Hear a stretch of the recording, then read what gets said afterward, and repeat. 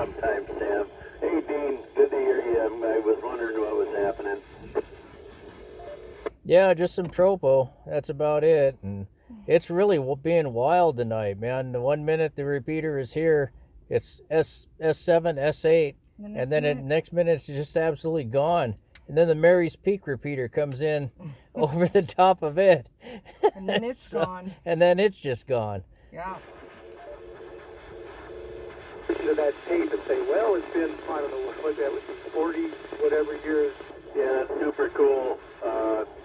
We were just talking about that on the Mike and Key technical net after net Zoom meeting. Oh, you're legendary. Because of, a couple of us talking with you, or you were talking with Ross when he was doing that, but that is really cool. We figured it, I think we were figuring it was Tropo, but hey, Sam, go ahead if you want.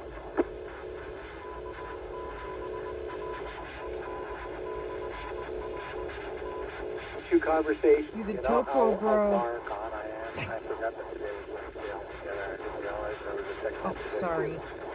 But yeah, Dean, good to hear you. I guess, are you down at Ocean Shores or where? 270 Yeah, I'm at the North Jetty at the entrance to Grays Harbor, and I'm south of Ocean Shores, probably about 10 miles or so, 5 miles, however long it is. If you look me up on aprs.fi, you'll see right where I'm sitting. But yeah, I've literally got 2 repeaters coming in here at the same time, and I'm doing a little bit of a recording here. So, and Sheila said to say hi, Sam, and to you too, John. Anyway, back to you there, Sam. Well, hi, Sheila. And yeah, it sounds like a fun time. Nice getting The stars are out. That is awesome. All right, over to you, John.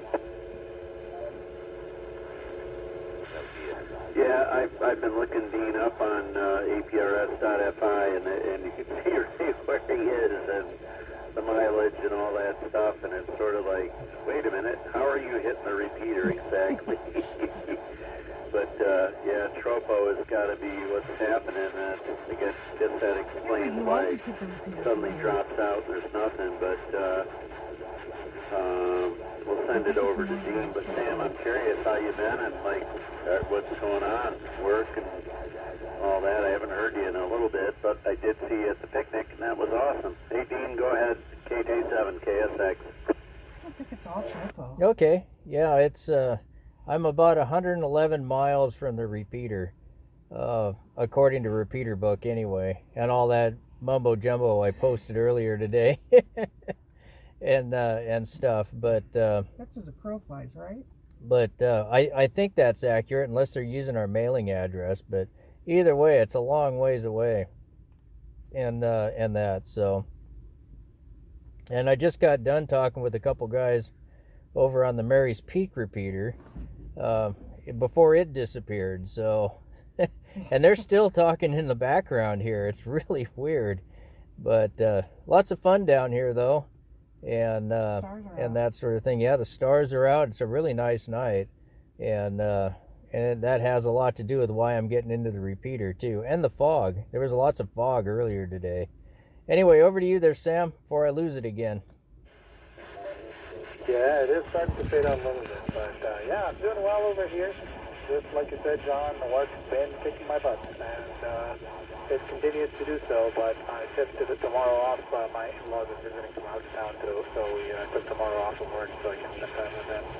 So I'm free tonight. I checked out of work early. But yeah, since they started really hammering down on that 3 days a week thing, I end up usually wake up early, take the bus, go to work, and then by the time I come home, it's time for dinner, and then I'm tired enough that I want to go to sleep, and rinse and repeat. And that's been all my days right now. And then by the time the weekend comes around, I'm a vegetable. So I just want to sit down and do nothing and stare at the screen. But anyway, yeah, I hope everyone else is doing well. Potato? Yeah, thanks for the update, Sam. That's good to hear, and I mean, good to hear you and hear the update. But boy, that's a lot, and I'm glad you get to have a little time off. I'm taking I'm taking Thursday afternoon from noon, the rest of the day off. noon to 5, and taking the noon to 5 part off, and then on Monday I'm taking that off too, so I can do salmon run and get ready for salmon run. But yeah, thanks. It's that's a lot. Hopefully you get to slow down a little bit sometime here soon. Dean, I swear to God, when I went to APRS.FI before and I put in your call sign that it kind of said a certain number of miles away from the repeater, but that can't be because it doesn't know where the repeater is. But thought I saw something, but I don't see anything right now. It just tells me what your longitude and latitude is. Over to you. Yeah, we're a ways out here for sure.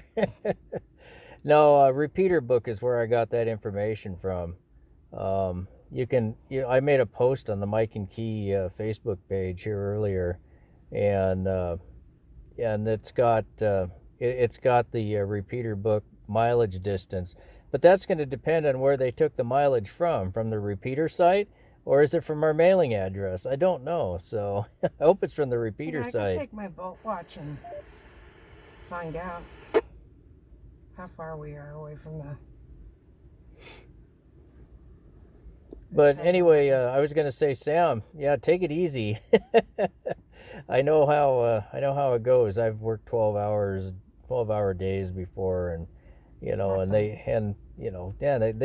get super long. So hopefully you're not working that much. But anyway, and yeah, I'm surprised I'm still holding up into the repeater as good as I am. It's half scale here right now. It's come up quite nice, at least this time around. But heck, next time you never know. I'll key it up or unkey here, and it'll be gone. That's what happened with Ross and Nelson, and then I heard John in there again. So anyway, that's pretty cool. Oh wow, that ship's got a really bright light. Maybe he's responding to Sheila's spotlight. Well, according to my boat watch, But anyway, according to my boat watch, as of crow flies, we're 95.6 nautical miles from Tiger. Okay, I guess we're 95.6 nautical miles from Tiger, whatever that means. Anyway, over to you, Sam. Yeah, thanks, Dean. It's not too bad. I don't end up with 12 hours of work, but I do end up with basically like an hour and a half, 2 hours in the morning before work just to get to Seattle, and then another couple hours in the evening, getting ready to leave, and then leaving, and then getting on the bus and all that. So, yeah, it's just a huge waste of time, and they're making us do it. So it's just nobody's happy about it, but we all have to do it because they started really cracking down and sending nasty gram emails and all sorts of fun stuff. So 95.6 nautical miles is 110.0145 miles. So 111 is pretty close. Yeah, that's as a crow also flies. probably can relate to that a lot because I know your commute is like an hour or something like that every day. So So I could probably make it into an hour commute if I drive. This is But what I gas did. is like almost $5.50 too. So it's just ridiculous. That is So my I have no boat incentive watch. to drive. It's just gonna, Nile feature. I'm just gonna spend all Okay. my money on the gas. So yeah, that's all that it is. But otherwise, yeah, just hanging in there. Yeah, good to hear you both out there. Sounds like fun, and it is a really beautiful night. We were actually sitting out in the backyard here and just hanging out until it got a little too chilly to be sitting outside, so we got in. And I actually tried to get into the ISS here with the Arrow antenna, but there was a pass about 15 minutes ago or so right before I got on the air. And there's another pass coming up, so I'll give that a try as well. Anyway, over to you, John, K7TFI. Now that's weird. There's a ship by I-90. Yeah, thanks, Sam. And I'm going to have to What cut kind of out ship here is pretty that? quick for the very reason of needing to go to bed to get up early tomorrow. Yeah, I've done those days. it wasn't until I crashed in 2019 and almost died that when I made a miraculous recovery from what attacked my heart virus, that I decided I got to do things a little bit different. And Who's that? but yeah, man, there was John. Oh, many 20-hour days. You know, think about that. It's nuts. Like, what the heck was I doing to myself? But anyway, I've done that for years and years and decades actually, and now I find time for my hobby, and I love it. Electronics and ham radio and antennas and all that good stuff. So I'm glad I have something that's really relaxing and fun, and a great community to deal with all that. So, but anyway, yeah, I'm gonna head out after I hear your finals, Dean and Sam, and then I'll say goodbye when it comes back to me. But yeah, Dean, go ahead there, and and hey, Sheila, good to hear your voice in the background there. Hope you're having a good time, and saw your Facebook stuff, and if she can't hear me, Dean, say hi to Sheila, and I'll send it over to you, KJ7KSX. Oh yeah, John. Sheila just said hi back, and yeah. Well, we're just sitting down here. I'm marveling at the signal strength on the repeater here, and the guys down in Eugene were saying that they could hear the 8.2 scratching away on the input of their repeater down there too. So yeah, it's a good night here for Tropo for sure.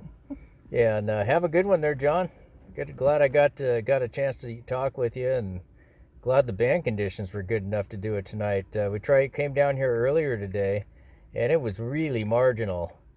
I mean, I got a chance to talk to Michelle for a little bit, but when Wayne came on, yeah, the whole thing collapsed. He had to go anyway, but it was just one of those things. And now tonight, it's really good. The signal strength is up there quite good. Anyway, I'll shoot it over to Sam. Have a good night, you guys, and yeah, we probably should get back to the room here or something, and all that good stuff. Send 7XS down here by Ocean Shores. Go ahead, Sam. Hi, Dean. Yeah, good to hear you as well, and you and John and Sheila there in the background. Yeah, I'm going to go see if I can get ready for that next ISS pass. That's the last one for tonight, so maybe I'll get lucky and actually make a contact. I heard Joel, SXR, and I think Manfred on there earlier, but I don't think they could hear me. I don't know if I had my radio programmed wrong or something, so I just double-checked the programming, and I'll go give it another try. But anyway, yeah, good night to you both, and yeah, take care, John. Catch you later. Over to you for your finals, and this is K7TFI. I'll be clear. Don't forget the 67 hertz tone, like me. I did that.